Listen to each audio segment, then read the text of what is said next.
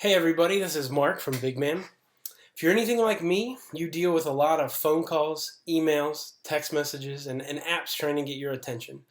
And over the years that I've had my iPhone, it's gotten to the point where sometimes it can prove to be very distracting. I will want to be focused on the person that I'm in a conversation with, or even just I want to be relaxing, and my phone won't stop buzzing and beeping and blooping and pinging and getting my attention. So, what I want to talk about today is how, not just on your phone, but also on your Mac, how you can limit the notifications that you receive. And what I strongly suggest, and what has been very effective for me, has been to focus only on the apps that are the most important to make sure that I get the most important information, but limiting the apps that I'm not really interested in getting notified about. So, let's jump right in here. We're going to take a look at my phone. All right.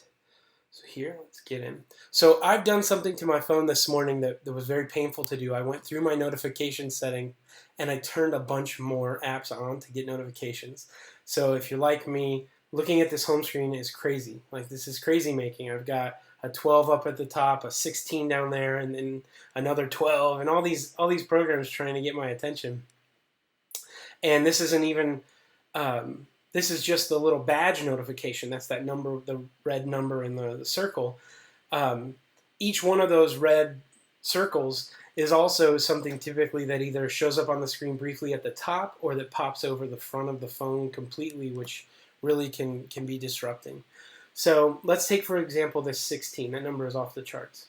So LinkedIn, that's the LinkedIn there has 15 notifications.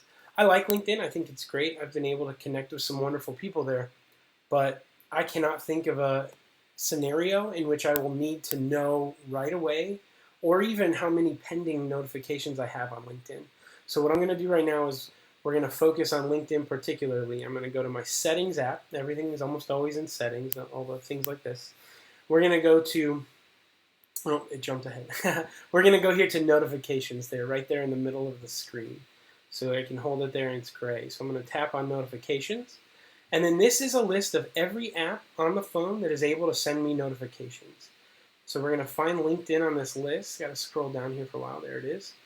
And you can see LinkedIn is able to send badges, banners, and alerts.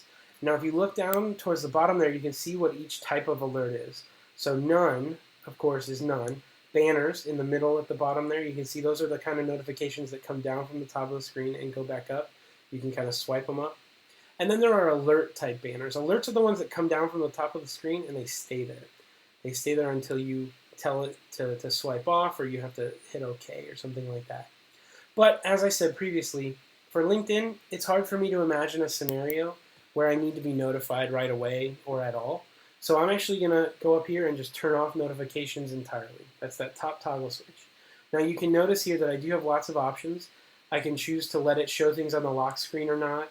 I can turn just that badge app icon off, so that way I would get ongoing notifications, but I wouldn't get a constant number that I have to then clear out eventually. And then sounds, I almost always have my phone on silent mode, but you can see here you have the option for sounds as well. And then, show in Notification Center. Just as a way of reminder, Notification Center, if I swipe from the very bottom of the screen, swipe from the very top of the screen, I can see my recent notifications. So that's what Notification Center is. But again, for LinkedIn, we're going to go ahead and switch off all notifications. Now, scrolling through here, you can see here, like for my Mail app, I only have 2 accounts in Mail. That's my personal Gmail and my personal iCloud account. The Gmail account I use for a lot of stuff. The iCloud is really just for junk mail. So for these, I only allow badges, meaning every once in a while, the app checks for messages and it'll put the little badge on the screen. So I'll show you on the screen here, the Mail app, I have 1 new message. But it doesn't. I do not allow the Mail app to remind me. And the reason I don't is because I'm going to scroll down. For my work email, my most important email where all my clients email me, I use an app called Spark. And you can see here for Spark, I have that set all the way. I want to make sure I get every single one of those notifications. So that's the difference there. For example, here, SoundCloud. I don't need sounds. That might be a couple podcasts that I listen to. I don't need a badge app icon. I definitely don't need the lock screen, but I like the Notification Center, so I'll leave that one like that.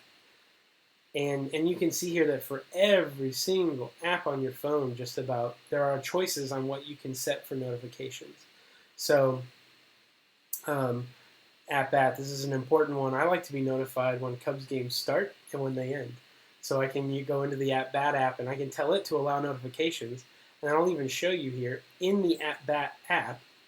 I can open that up, and it has its own notification setting within the app. So I can come here, I believe it's in More, and then maybe it's here. There we go. Under the gear for the favorite team, I can tell it to enable me for everything, or I can tell it to just tell me when the game starts and when it ends. And then that way, I'll get notified when Cubs games start, when they end, that sort of thing. So some apps have in-app notifications like this. I find it to be, it's less than half of the apps on my phone allow for that granular level of control of notifications, but it is really nice when an app allows that. For example, Overcast. That's the app I've kind of switched to recently for podcasting. And I love the app. It's wonderful because it'll put in my notification list when there's a new podcast. But it's not saying, oh, you need to download this or there's something I need you to do. It's really just saying, we downloaded this. You have it to listen to when you want. So I can actually go in Overcast, and they have their own setting here. Well, I want to turn off that icon badge number. So here I can leave this app's global notification setting on here in the Settings app. So look here at Overcast. And I've left its notification settings on, but then within Overcast, I've set it to only show me certain types of notifications. So here I've been able to kind of just easily clear up a couple sets of notifications right away. And now let's look at this Big 12 here. So the App Store. Those are apps that are available to me to download. Again, anytime I see these red badge numbers, it makes me feel like there's something I have. It's like a to-do list item. It's kind of, speaking a little philosophically, it makes me feel like there's something I haven't done yet or something I have to get done, and it weighs on me a little bit. So I'm going to actually go into my notification settings for the App Store. I'm going to go up to App Store, and I'm going to tell it, you know what?